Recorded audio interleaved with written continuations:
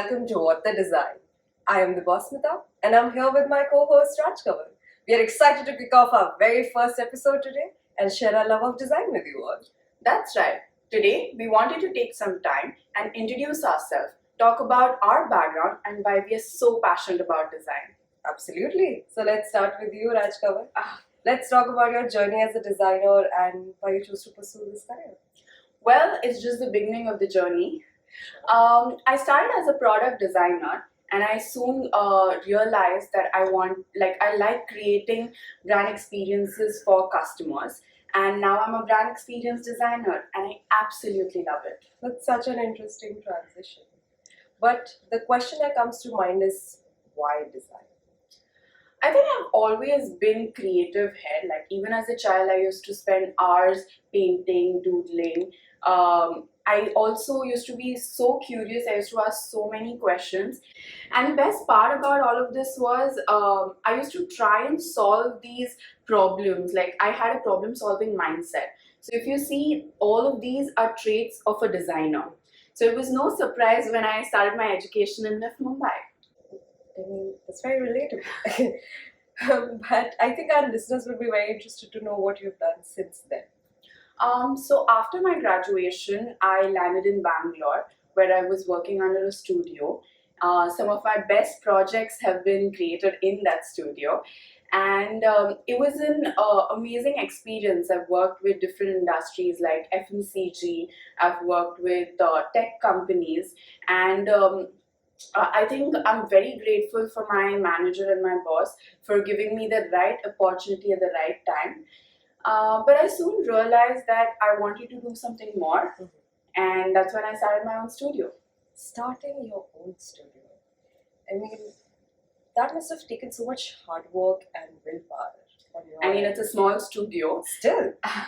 but yes, it was a wild ride, I won't lie. But you know, like working with early stage startups has been a dream come true. And the best part is when these brands are out there in the market and they're doing very well with the customers because of your work. That experience is something that I can't put to words. It's so fulfilling. That's so interesting. But could you dig a little deeper into the aspects of why brand design and brand experience? Like, what interested you about this concept or constructs of the self? So let me give you an example. Just like in football, a quarterback needs to understand the strengths and weaknesses of their teammates to make the right decision on the field. It's very important for a designer to understand the desires and needs of the customer or the user to make the best winning solution basically. So it's like understanding the defense and making the right play. So as a brand experience designer, what I really liked about it was the opportunity to create these memorable experiences. These experiences are not just about creating website or just the logo. It's across all touch points. Creating these experiences for customers where they build trust, loyalty, and emotional connect with the brand is very important. So basically, I have to say, like whenever I'm talking about my experience or the work I do, it always gets a smile on my face. It's like I feel like I'm a magician, but instead of pulling out rabbits, I create these mesmerizing experiences for customers, and like where they fall in love with the brand. And let's be honest, who doesn't love a good love story? Everybody loves love. I think it's like it's like a puzzle putting these pieces, but instead of these pieces, we have brand values, target market, vision, mission. And when we put these pieces together and finally we get to see the whole picture, it's something that's so beautiful, and it's the experience that everyone wants to feel. Interesting. You put up some really interesting points about customer loyalty and trust, right? So I want to know your perspective on brand experience in today's crowded marketplace. So here's the thing, like in today's world where we have the attention span of a goldfish, it's more than important to create a memorable experience. So, like, I think all of us have been scrolling through Instagram and seeing, like, we've all seen these different brands trying to sell their products, right? As an experienced designer, what I am obsessed with trying to figure out what these brands are doing different with their competitors, and how do they stand out. Because let's face it, if as a brand you're not able to stand out, you might as well be invisible. Yeah. So, what's very important in all of this is not just creating experiences that are visually appealing, but also creating experiences that are emotionally resonant with the customer. You know how, like, that TikTok's music or TikTok sound that just hits differently? Yeah. Uh-huh. So that's what I'm talking about, but with brands. Interesting. But going back to what we were discussing before this, what's it like running your own business? Like, share some tidbits of your experience. So digging into my experience with having my own studio, you know how people say that starting your own business is like jumping off a cliff and then building a plane on the way down. Let's just say I'm trying to build a lot of things lately. So as a brand experience designer, my main goal is to create immersive experiences for customers across all touch points. It's like being a conductor, like trying to have all these things together and making them work harmoniously. And by the way, let me tell you, it's not about just designing pretty things, but it's also about designing things that are strategically thought and well put. It also has to, they have to tell a story, a story that captures the heart and imagination of a customer, and makes them feel like they're a part of something big. I've primarily worked with early stage startups and helped them communicate how their brand will work with, be it B2B or B2C. What's more, like, when this brand, as I said prior also, when all these brands come out and the impact that has been created by great design for the business is something which is like, it makes a lot of difference in the industry. And seeing your designs come to life. Oh my god, yes. Nothing beats that, I feel. Right. But you know what's really funny? When I started out, I thought I could do it all. Wear all the hats. I could be the accountant, I could be the designer. But I soon realized that starting your own business and doing things is like juggling with flaming swords and while being on a unicycle. So it's really tough, but it's totally worth it. I'm sure, like, in future episodes, we'll try to cover the business side of the design, and I'll talk about my challenges and experiences that I've had till now and what I'll be having soon enough. But moving on, so let's turn the tables on you, Debosmita. I can't be the only one who's curious about your design journey. Let's give us the scoop, basically. Oh boy, my design journey has been short, as you said before. But I was studying science in high school, right? And I used to think I'm all hot stuff with my sketching and painting skills, and I was good at it. So I thought that design would be a very natural fit for me, right? But I started my product design degree, and so early on, I realized I was way in over my head. And when one of my professors was tearing me apart in a jury, Oh God, don't remind me of juries, man. I know that everyone has internally cried in juries. internally and literally externally, like I've seen tears. Not me, but others. But while he was thrashing me about various other aspects of my work, he said one good thing, that was, that I have an eye for balance and colors and visualization. And one of my friends very jokingly said that, hey, you should try UI UX, and at that point of time, I didn't really know what this field was and what it meant, and I think fate just had different things in plan for me. Fate, she says. But universal jokes apart, I think I have always been very interested in the intersection of technology and art and design. And while I started with tangible product design, I very quickly transitioned to digital products. But I feel, regardless of which field of design you are in, empathy and communication is what drives design. People, places, their histories, their cultures, that is what is at the center of every design that we're creating. And that is where we derive our creativity from as well. And as you said before, it's not about making things look pretty, it's about crafting a logical and harmonious and efficient user experience, right? And especially in today's digital marketplace, where everybody is fighting tooth and nail for the user's attention, it can truly be the key differentiator for any organization. Right.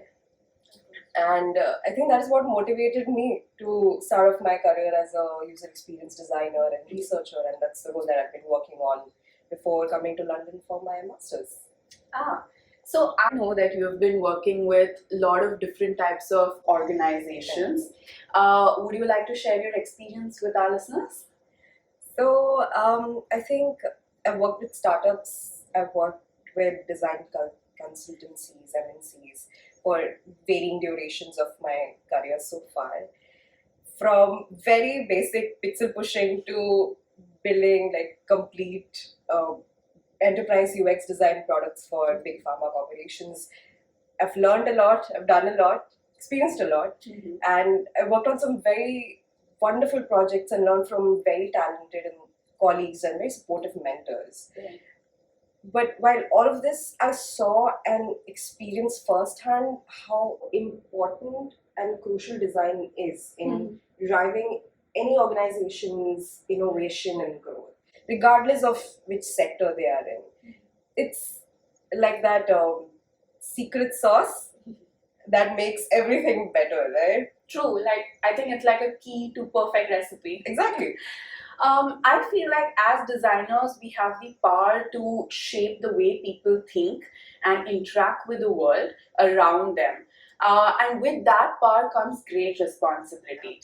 So that's why it's very important to educate people about design and talk about its impact. Right. And think about it. Everything around us has been designed in some way or the other. From the chair that you're sitting on, to the phone that you're holding, the website that you're browsing. And that's so wild. True. And good design can change our experience of how we feel this world, right? And let's take a good design for example. A good, well-designed product can make us feel like superheroes, while a badly designed one can make us want to hug smash it to bits. Good Marvel reference. And there is so much power in how design can influence our behavior and our attitude. Give us a good website or a good app with the perfect colors and the perfect font, and we are hooked. But give us a badly designed one with bad layout, and nobody's sticking around for that mess. True, that this is actually applicable for every design field, you know. Exactly. Nobody is going to be sticking around for a sorry looking design. True. And let's not forget about the design of branding and logos, right? It can make or break a company's image. Oh, yes. Yeah. And that also determines whether we want to give a company our business or not. Making design a pretty big deal. So, long story short, let's appreciate all the designers that are out there in the world, making it a bit more pleasant and a bit more fun, and hope they never design a chair that makes our butts look big. Moving on, when we met during our masters in London, it was like a match made in heaven. I mean, design heaven. We were like two peas in a pod, or should I say, two Pantones in a swatch book. We spent so much time discussing design that our classmates thought that we were dating. Sorry to disappoint you folks, our love affair was only with design. not each other. We realized that we wanted to take our love for design beyond just our endless conversations and share it with the world. And I think it's such a beautiful bond where we can just share everything, and bonus, we get to explore new ideas together. True, and that's why we started this podcast, What the Design. Because let's face it, sometimes design can leave us all scratching our heads and wondering what in the design is going on here. We wanted to bring together people who are passionate about design and provide a space for us to learn from each other, share our experiences, and inspire each other to keep pushing the envelope.